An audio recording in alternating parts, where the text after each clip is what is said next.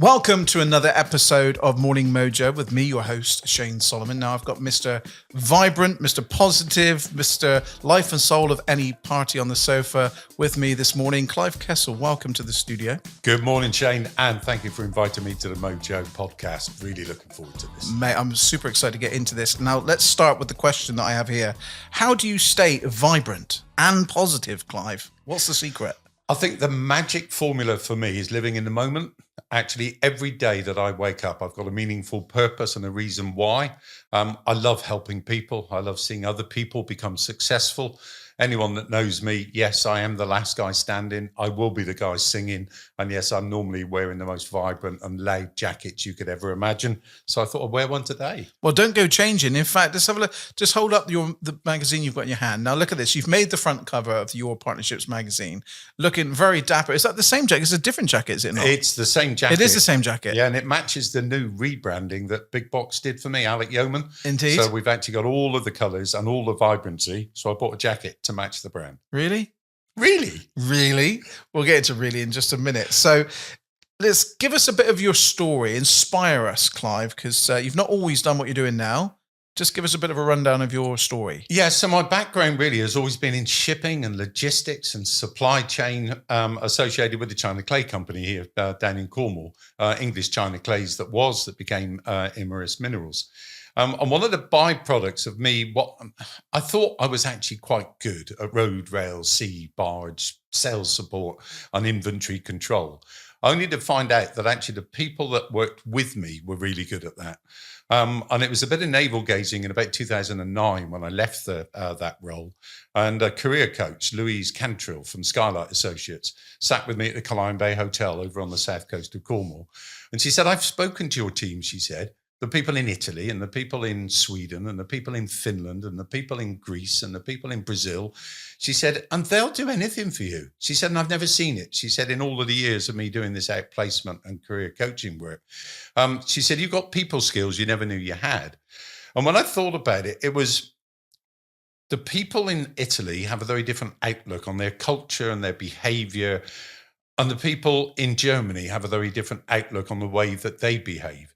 And what I managed to pick up, I think, from each one of those countries and each one of those people was that they have their own place in society. They're very strong culturally on what they believe, but they have very different approaches. So I'll give you an example.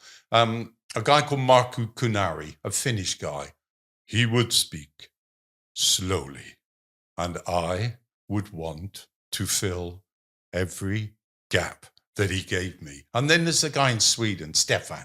Stefan wanted everyone to get around the table until we all agreed, and making sure we faced south so that the sun was on our faces.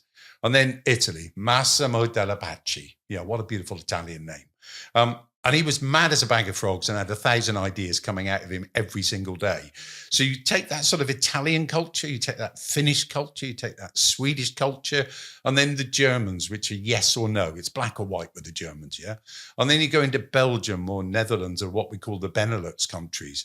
And they've got a word there, it's jein, which is neither yes nor no. Then you've got the Brazilians, so Portuguese background, Hispanic by nature. And they've got a different outlook than the people have here in Britain.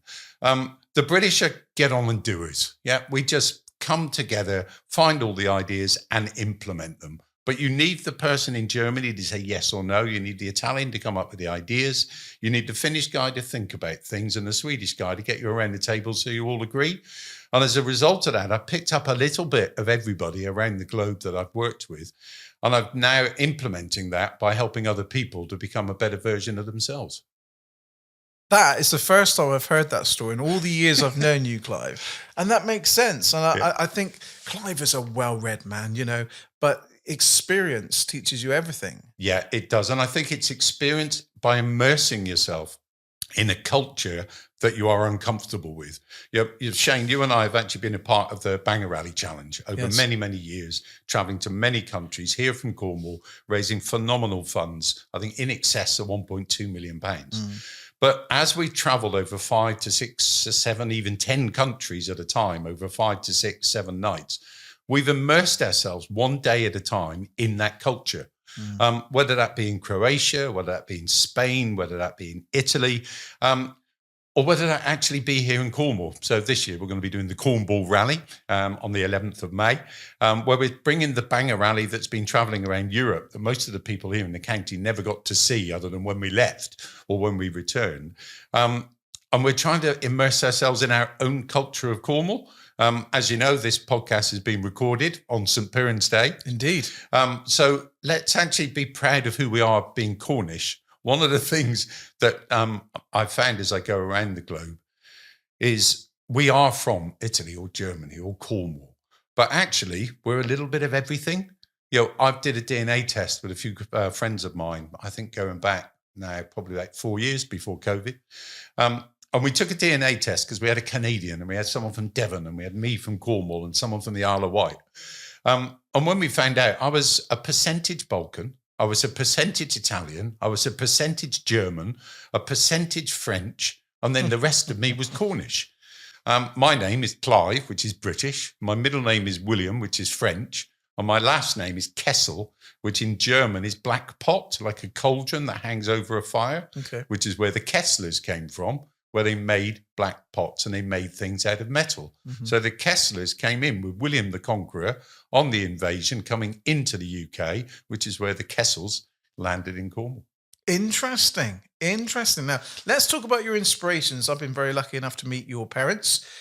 Does any of your inspiration come from them or is it other people? I mean, where have you gleaned all this inspiration? I think inspiration from parents, well, nature and nurture, which is the thoroughbred of where we start from. Proud Cornish people, both still surviving, doing very, very well. In fact, if anything, over COVID, it gave them a reset and they're a lot healthier and better now than they were then. My father, I'm very proud of. He was a builder. Today, you'd call him a property developer, but he was a builder and he employed people to build houses here in Cornwall. And my mum supported the family. It was very traditional support of the family. I have two sisters. My opportunity was to work for my father. My father was one of the people who motivated me to say, boy, he said, if you want to do that, go away and cut your teeth, get your debentures, and then come back, he said, and add something to this business. As it turned out, I decided that there would be another cut and chase for me, which was in the world of supply chain and logistics, working for the China Clay Company. Prior to that, working with Cornwall farmers here in the county. And I think I took a little bit of that Cornish culture of getting to know people and understanding people, looking after people with empathy and compassion. And I took a little bit of that around the globe as I travelled. And as a result, as Louise said, you got people skills, boy, you never knew you had. And that is one of my favorite things to possess is the people skills. Yeah. And to be able to walk into any scenario, whether that's walking into a backstreet greasy car garage or walking into the Houses of Parliament, which I know you've done both. I have. And to be able to command that kind of conversation with different stages of society, easy for me to say. But can you teach that? How would you develop someone, without giving away too many of your secrets that people pay you coaching for? But, can people develop this skill, Clive, do you think? They can. And actually, I think the best skill I ever learned was when I met the late Her Majesty Queen Elizabeth. It was my 40th birthday, purely by chance. And I was representing the industrial minerals sector at that time in Truro Cathedral. So there's about 140 of us around the transept. And I was about 2/3 of the way around that line. And I saw Her Majesty the Queen and Prince Philip coming and having a hand engaged, eye engaged, groaning, laughing conversation with every single person in that line. So I said to the then High Sheriff of Cornwall, Lady Mary Holborough, I said, Lady Mary, I said, how does she do this? She does it all over the globe, all over our beautiful country. She said, it's quite simple, my dear. She said she picks up the last word of the sentence that you've used and makes her own sentence out of it. I said, really? She said, why don't you try it? So I said, Mom, I'm representing the industrial minerals sector. You probably know us from English China Clays, from Royal Dalton and Royal Worcester. She said, oh, yes. She said, we use the Dalton for breakfast. She said, and we use the Worcester for afternoon tea. I said, probably what you don't know, I said, is that our involvement was in the paper industry, both for the broadsheets and also the coatings of high gloss magazines. She said, Philip, she said, he has papers all over the breakfast table every morning. She said, and I do like the glossy magazines, but I'm not allowed to tell you which one. I said, and you probably do not also know, I said, about the pharmaceutical industry and the cosmetics industry. She said, I don't think I need to tell you. She said that I use a bit of cosmetics.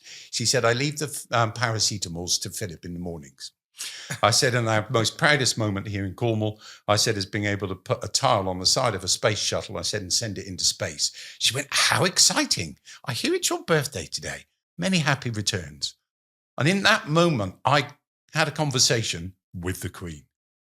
And I'd taken the skills that I learned from that engagement to teach other people how to hold a conversation with a complete stranger and to be eye engaged, groaning, laughing, and enjoying every moment. That is a great story, and that is great advice. Thank you very much. Really. Well, I want to expand on that now. Your brand is Really. It is. With the exclamation mark, of course. So do you have a really useful exercise for us in motivation, inspiration, anything for our viewers and listeners to pick up on that will help their day wherever they are right now? So in 2009, I formed the Really Useful Advice Company Limited. It's quite a long title. So over a period of time, when I was introducing myself on the elevated pitch, I'm Clive, I like to help other people to become better versions of themselves. Everyone used to come back and go, really? So I thought, right, let's rebrand and call it Really with the exclamation mark. The journey that I try and take people on, whether they be in business or just individuals that just need an independent, objective, non-judgmental sounding board, really, is where do they want to be and as far out into the future as they can be. So it might be 5 years, might be 10 years, it might even be 20 years. What are they eating? Where are they? And what are they doing? And once you can actually get a grasp of where they want to end up, you can start the journey from where they are now, living in the present, to where they want to be, the future that makes them thrive. And I refer to that quite often as a train journey. So we know here in Cornwall, you can jump on the train in Glasgow and you can travel all the way down through to the end of the line at Penzance. But it's okay to change seats. It's okay to pause at stations. It's okay to get off the train, spend some time for reflection.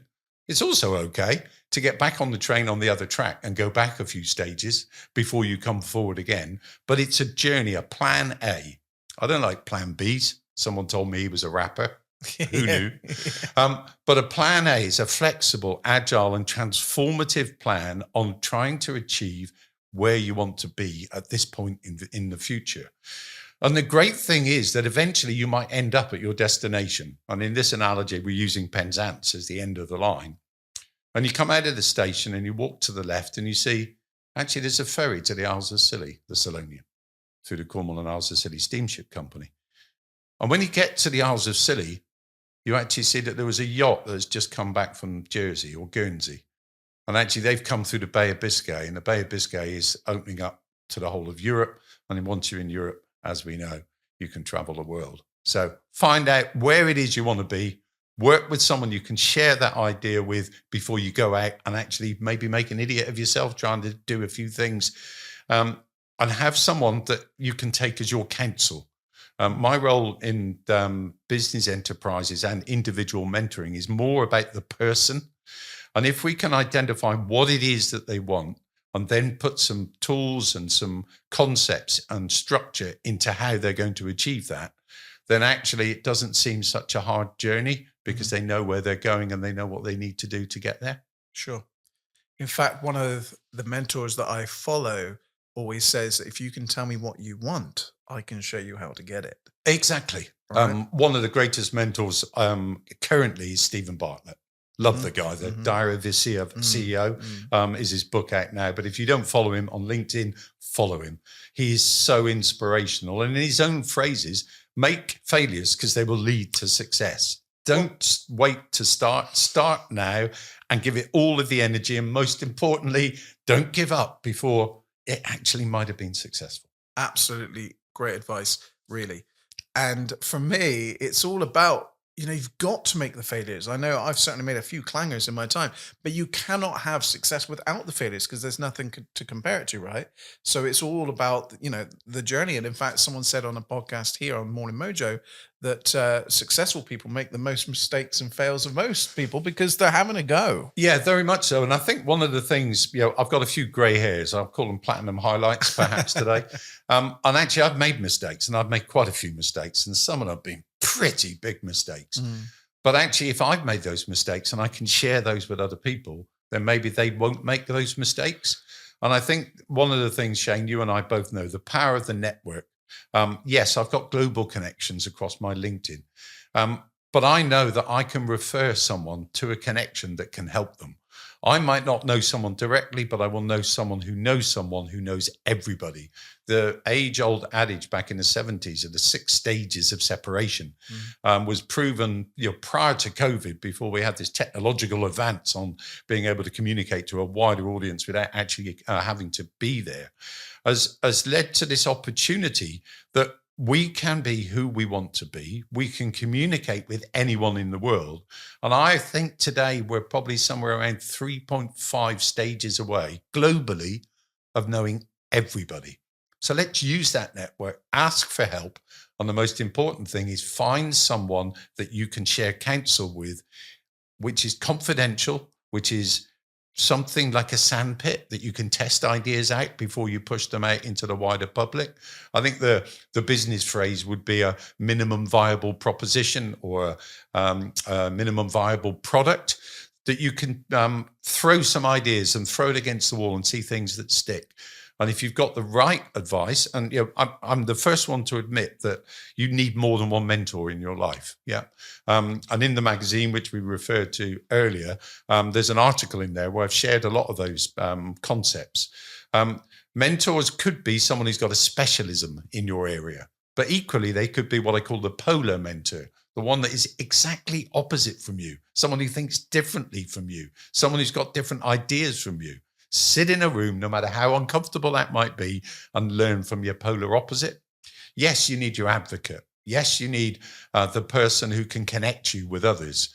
In my article, I've gone into about 6 mentors. And I think the one which is probably prevalent more today than ever before is have someone that's got your back inside your head. A mental well-being mentor of someone you can share your difficulties with, your plans with, and perhaps some of the strife that you can't share with, the wife. Yeah. She might know most things about you, but there's a bestie that who knows everything about you. Try and find a mentor at the top that actually you can share everything with. It's very cathartic for clearing the head. Sure. Mentors are so important. I have a few, and I look up to many people, including yourself, But what's the difference between a mentor and a coach? A mentor has experience in a specific area or wisdom, and wisdom probably comes with age or experience. You might have a young person with a lot of experience that has gained wisdom, but you'll see in a lot of organizations, in big organizations, the mentor will be the senior management or the board of directors mentoring their undergraduates. In my time within Imerys, I was very proud to bring in graduates that I know today are still working in that company at senior level. I think the difference between a mentor and a coach, if we take the standard model, a coach will show you how to do it, ask you to do it, see if you can improve it, and then come back to it. A mentor is more about listening to what it is and trying to see if you can polish it and see if there's an alternative area to it. What I try to look at in my model is look at the holistic approach, where I look at the life coach, life mentoring roles. Where do you want to be? What is it that you want to achieve? It made me think of a client conversation I had a couple of weeks ago. And his answer was, I want to be eating granola with natural yogurt, acacia seeds, and a little bit of honey. And I want to be sat by the pool where my children are enjoying themselves and the sun on my back. Who wouldn't want that? What we needed to do is to find out how we could make that happen. I love it. Now, your favorite book. Do you have a favorite book? I noticed we've got a couple in front of us here. I have. I've got quite a few books that are favourite, and I've chosen these books today because each one has their own purpose and their own part of the toolbox that sometimes you have to pull from the toolbox and say, this is the one that we're going to look at. But I came across a theory. It's a Japanese theory, and it's called Ikigai. And Ikigai is the Japanese secret to a long and happy life. Okay. Now, it's so Cornish because it embodies everything that I've been about: nature, nurture, academic, commercial institutions that I've been a part of. And it forms, and you'll see everyone needs a Venn diagram. And on the back, there are the 4 key principles of Ikigai: what you love, what the world needs, what you can be paid for, and what you're good at. That gives you your vocation, your mission, your passion, your profession. And inside of that is the Japanese phrase, Ikigai. I have asked to see if there's a Cornish word for it. Who knows? That's great. I love the sound of that. Love the sound of that. So a couple of others. Simon Sinek, he is the world's biggest optimist. He did a YouTube, and by all means, just go Start With Why, Simon Sinek on YouTube, and you'll get a little soundbite of it. But what is your meaningful purpose? What is your why?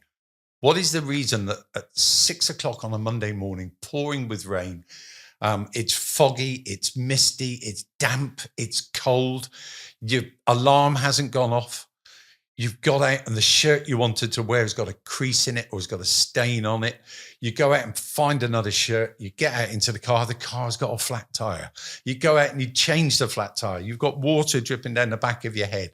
You get into the car, you go to one of the coffee brands and you get a takeaway coffee. And as you're winding the window up, even the coffee spills on your shirt.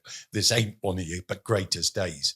But you still go and do the very thing that you wanted to do. My meaningful purpose is I will get up any time of the morning, any day of the week, if I can help someone become a better version of themselves. But it starts with, what is your meaningful purpose and what is your why? He's eternally optimistic, very American, but well worth a listen. I came across a book quite recently through one of my clients in the creative sector. One of my shining lights is a lady called Kate Duran of Flotsam Flow, who uses unrecyclable plastics and rubbers to be able to make fashion items. So follow Flotsam Flow, amazing, absolutely firebrand here in Cornwall. But I'm currently working with a new lady called Jane Gray, who is actually weaving nettles. So she will use items from nature and make them into lifelong commodities. An absolute gem of creativity. And she gave me a book called Creative Uprising. And again, I think this embodies some of the meaningful purpose, but it also gives you the opportunity to, let your flower flourish and be a little bit creative. I think we've all got a bit of left-hand creative in us. We've got a lot of logic. Let's bring it together and actually make the world a better place. Mm-hmm. I couldn't do a podcast without mentioning Daniel Priestley, key person of influence, how to be influential and influencing in your sector, to be the best at what you are. I know, and I absolutely embody everything that this book entails. Shane is a key person of influence in his sector. He's a go-to. You can also become the go-to in your sector, but it needs to be a laser-guided missile into what is it that you're to be known as. When people come to you, oddly enough, there's a whole book of other things that you can do. Love it. So Daniel Priestley, the one probably that I've used the most over, I guess now, I think really useful is 15 years old in September this year. Yes, there will be a celebration. One of the things you find more often than not is there's a constraint or a compromise, something that's stopping you from achieving what you want to achieve. This book, which is a beautiful constraint, yes, it is on audiobook, but come on, this is beautiful, glossy, print pages. How to turn your biggest constraint into your greatest advantage by 2 of the world's top marketeers. Well worth a read. And when you get stuck, bring the book out and try and look at things from a different perspective, or perhaps from a different angle, or perhaps try and find someone like your polar opposite to challenge you as to why that constraint or compromise is creating difficulties for you. Clive, absolutely fantastic nuggets of books there. These are all books that I've not even read. So these are books I'm going to have to pick up myself. Now, I knew this was going to happen, that was going to fly right through the time. So we've exceeded our time. Yeah. So I've got to bring it in. But just to finish it up, Clive, to finish off with a quote, something inspiring for that person who is getting up today or whatever part of the journey they're on, whether they're start, middle, or near the end of their kind of goal journey. I mean, what kind of advice, any quote that you like the sound of that would inspire them? Well, one of the things, I guess, never err from your own professionalism. Don't accept other people's advice as being better than your own, but listen to other people's advice, see if it's any better, and then take it on in your own version. I think the most important word of wisdom I would give to anybody, I think a side hustler, a solopreneur, a duopreneur, a small, medium enterprise, even a business enterprise that you're a part of, but you're the entrepreneur within it coming up with the ideas, is be the person you want to be. Live in the present and enjoy every moment of every minute of every hour that you actually are on this beautiful planet. Don't let anybody tell you that it's not good enough. And more importantly, never give up. Oh, yes, that is definitely your trailer. That just happened right there. Clive Kessell, you're an absolute gentleman. You're an absolute a ray of sunshine to everyone's lives that you come in contact with. And it's an absolute pleasure to not just know you, but be a friend. And every time I see you, I light up. It's great to see you. Thank you so much for coming in today. Hopefully you've enjoyed it. Of course, you're no stranger to our studios, but hopefully you enjoyed it. I've really enjoyed it. And this Mojo podcast, I think, is the best thing that Cornwall has to offer. And it's just going to grow and grow and grow. To be humbled and be involved in what is the second week of it is just mind-blowing. Shane, thank you. No, it's an absolute pleasure. And it's the commitment, and it is never giving up and being consistent. And that's what I'm trying to preach here with this podcast and committing to it 5 days a week. 5 new guests every single week, inspiring people. And these are people that you can reach out to as well. And I encourage you to connect with all of our guests, including Clive today, because even people like Mr. Bartlett doing amazing work. Of course, he's almost unapproachable now for a one-to-one, unless you've got some serious money. It gets difficult at that level. But these are all people that are top of their field, and they're still approachable. They're still approachable. These are people that are living near you. So that's it for this episode. Thank you so much, as always, to my wonderful team, Megan and Jay, for producing this podcast for me. Share it, like it, love it. Make sure you subscribe, hit that notification bell. And until the next time, make sure you have the most amazing remainder of your day. Thank you, Clive. Thanks, Shane.